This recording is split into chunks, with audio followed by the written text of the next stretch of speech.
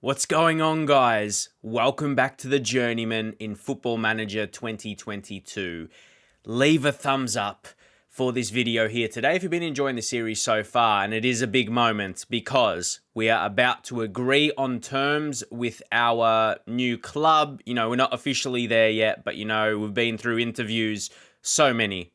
I tell you what, yeah, really been through it. So let's start the negotiations and we'll go through the team as well. And this is, okay, I was thinking, do we do that first or do we take a look at the team and the situation? Or at least not analyze the team yet. We'll do that when we take them over. So they're a 2-star reputation. Pretty happy with that. And if we go over to the league, you can see they're in the top division in China, and that's an increase on the reputation at our previous club and league as well in Northern Ireland.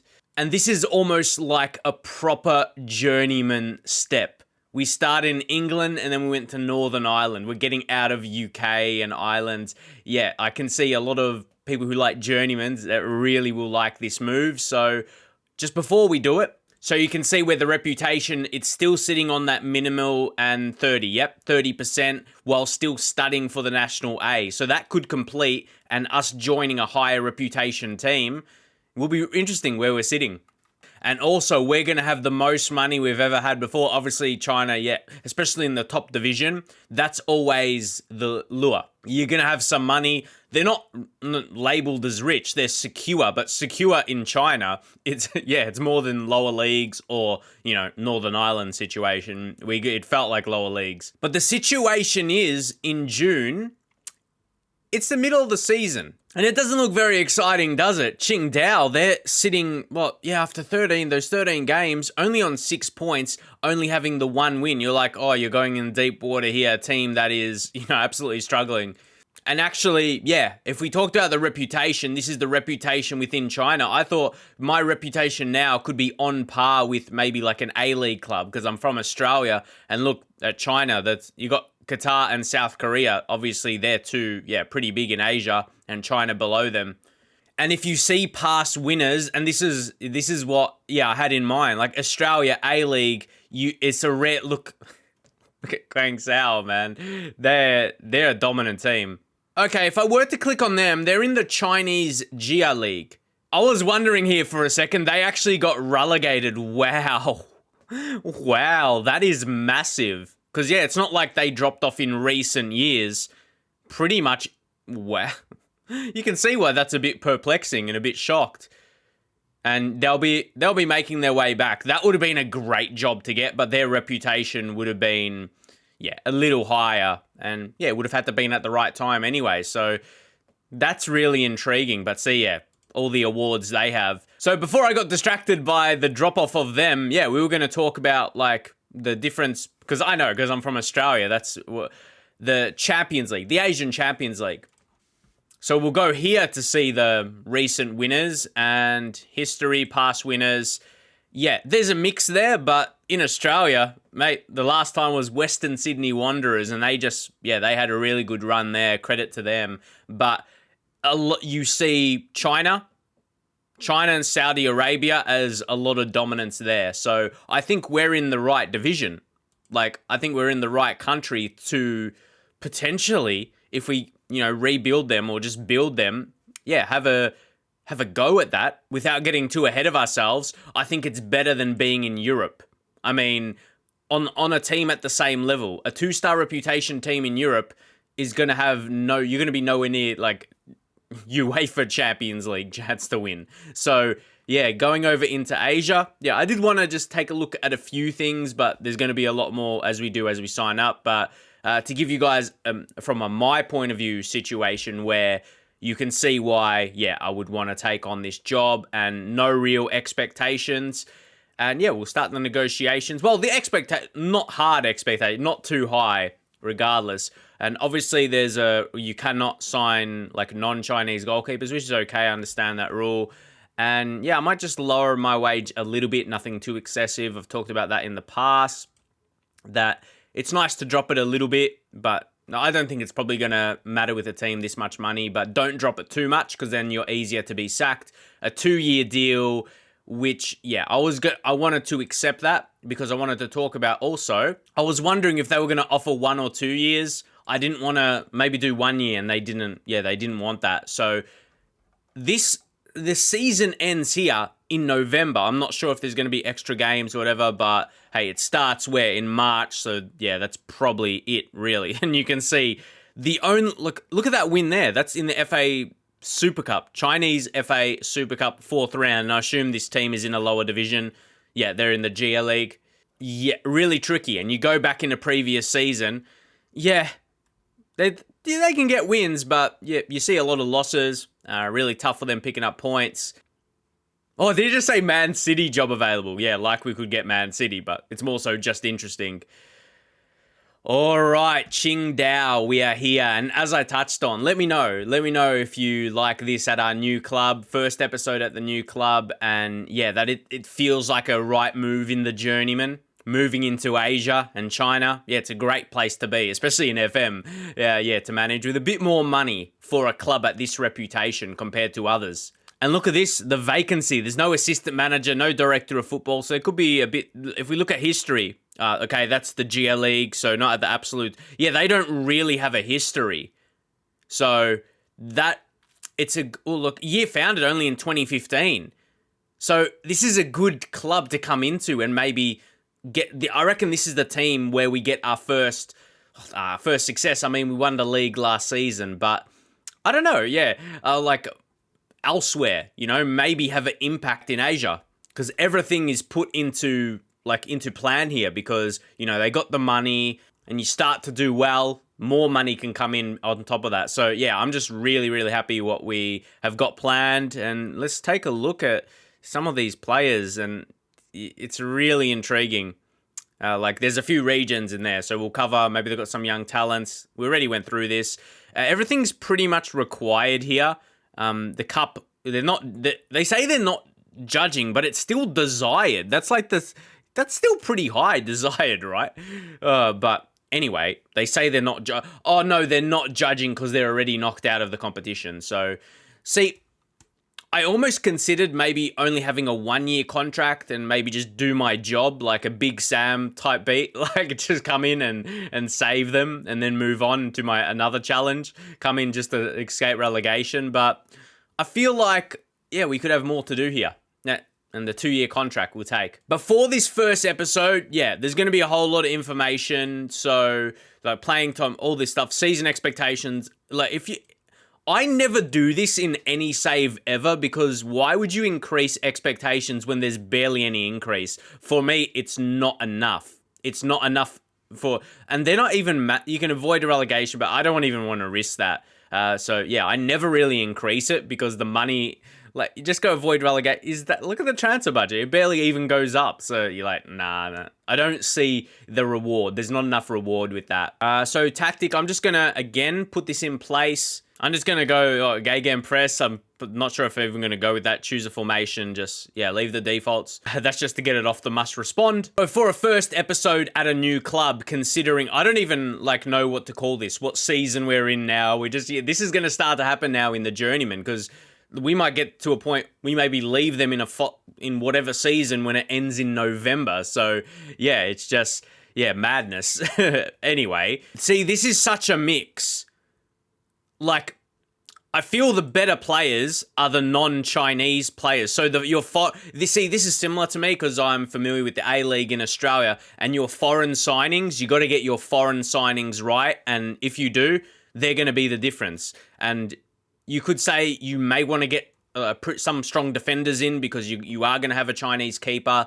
And yeah, you want to have some quality in front of him. And it does look like they've addressed that. So that's pretty good. And they get a few good strikers. So, yeah. And then you almost base your tactic off of your better players, not the whole squad together. So you just get, yeah, the best strength out of them. But just so you guys know the rules, you can see at the bottom here, maximum of 5 foreign players. But there looks to be more than, there's unregistered The last manager, he did not manage. You've got unregistered players. And you can have only 4 foreign players in the playing 11. So there's, yeah.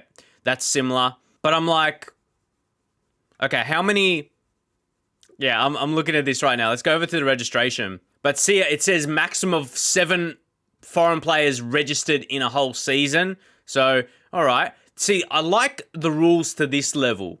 Like, yeah, in Asia, and then you got in MLS, the American rule. That, for me, it's a bit too much. It's a bit too much. I like this. When there's foreign players, there's a bit of a little bit of squad salary, and that's foreign players only. So keep that in mind.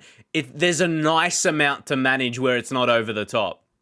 So yeah, there's some foreign. If I want to just test, if I click this, I can't even do it because is there squad size? Yeah, maximum squad size of 30 players. If we take off one of the keepers, for example, we'll do this guy. He's a young player. Nah, nowhere near good enough. And Gustavo Coutinho, I mean, he's 4-star. Like, he'd be one of the better players. So we tick him. But that's an X. That makes it go over the Like, I would have never done this. So I'm going to sort this stuff out. I'm going to look, obviously, more into it. But for me, the last manager did not do his job in terms of managing because I wonder, because you could change that right now about the dates and all that, because we are during the season. Like, say if a guy is suspended, unregister him, and then register one of the unregistered guys. I'm not even sure you can do that. I guess it's because we are in the window of it right now. Yeah, from 1st of January, so there was that's not in-game period. So from July, okay, I think I'm going to have to play through it because, we could make changes there. But anyway, there's a lot more to look into. If you guys have managed in China before, get in your comments. So, I've got it all covered going into the season. I say going into the season. Yeah, we've literally got a game on the 22nd. So, I'm going to set things up. And, we are going to get into that in, the following episode. Or I'll play a few games and then we'll see where we're at. Because we want to get into, some more players. We've got to take a look at more of the team. Because, it's going to be something like the unregistered players to throw me off a little bit. And, to be fair, the mixed ability, it looks really strange, doesn't it? So, it would be really important to get some quality, Chinese players into the team for who you can get. Because you do not see this too regularly, do you? You see players grey or silver stars. That's madness. One guy that is a high potential player. This is Lee Shibo. So when he's got 5-star, he's got that top potential. A 16-year-old, came through the intake, or did they sign him on a free? Because normally it doesn't say that for intake play. Anyway, he's not playing amazingly, but he's got great potential. He's someone to blood, and already we're on to our next team where, we might have someone for the future, especially if it's a Chinese talent and he's going to be to ability that could be of a foreign player, one of the best players in the team. He's one to look into or have some hopes on. And maybe just sort by potential again and see, you can see how he's grouped up with those. And, we got Yao Shilin, and he's a DM. He can play, through kind of that spine there from, centre back almost up to attacking midfield.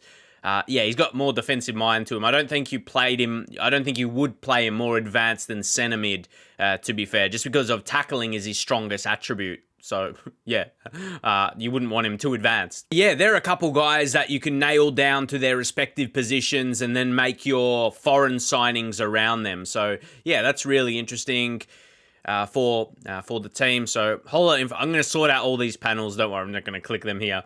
We'll set them up. But a bit of budget, but again, back to the windows. So it's in the same window as the registration. There is a transfer window in July.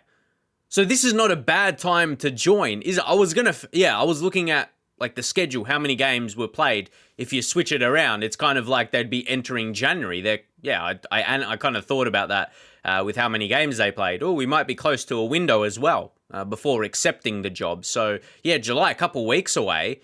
There's a chance for that, but I do wonder, I'm going to figure out how we're going to register the players and all that. If we can get rid of, sell a couple of the foreigners and maybe which ones I don't want to register because we cannot have them all the current ones in the team anyway. So, I'm going to let you guys give me some feedback because I feel like there's too many strikers as well. Of course, you got some of the Chinese ones in there. Maybe a couple they can go into the reserve team. How's that looking?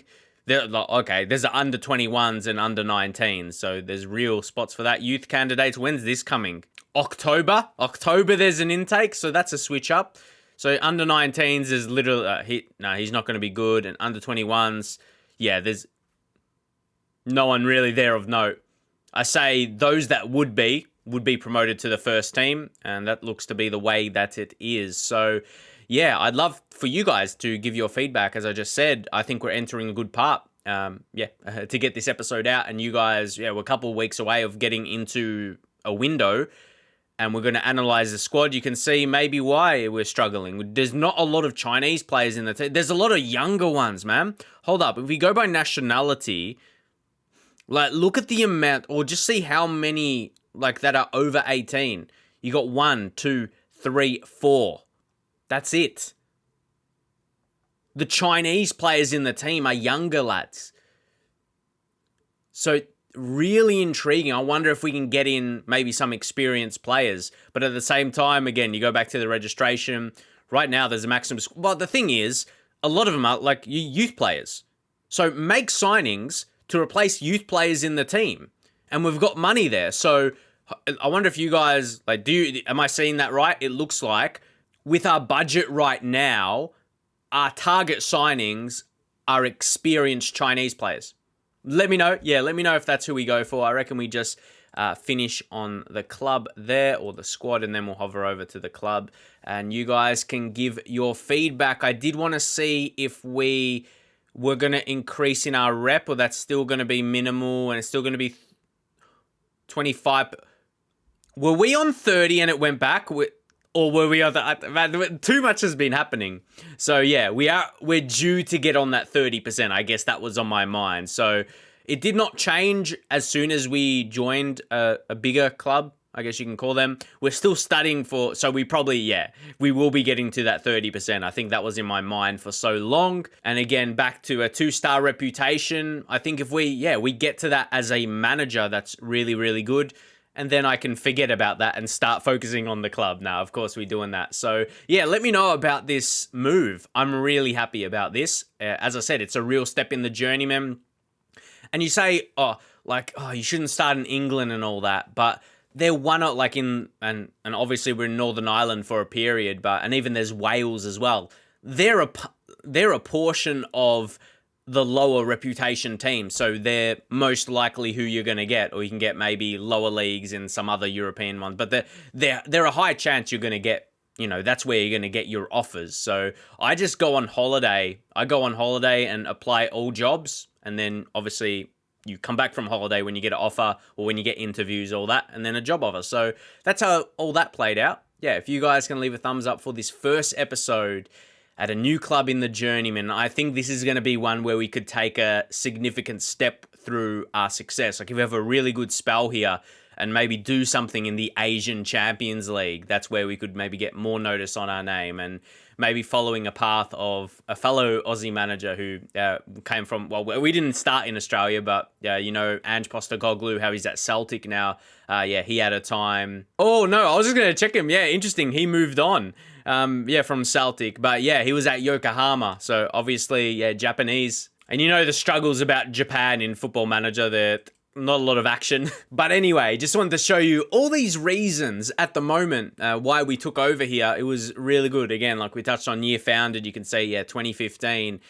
Yeah, this could be a really, really good job for us, or it could be horrendous. If we do terribly, then we get sacked. So who knows which way it can go. I'll see you guys next time.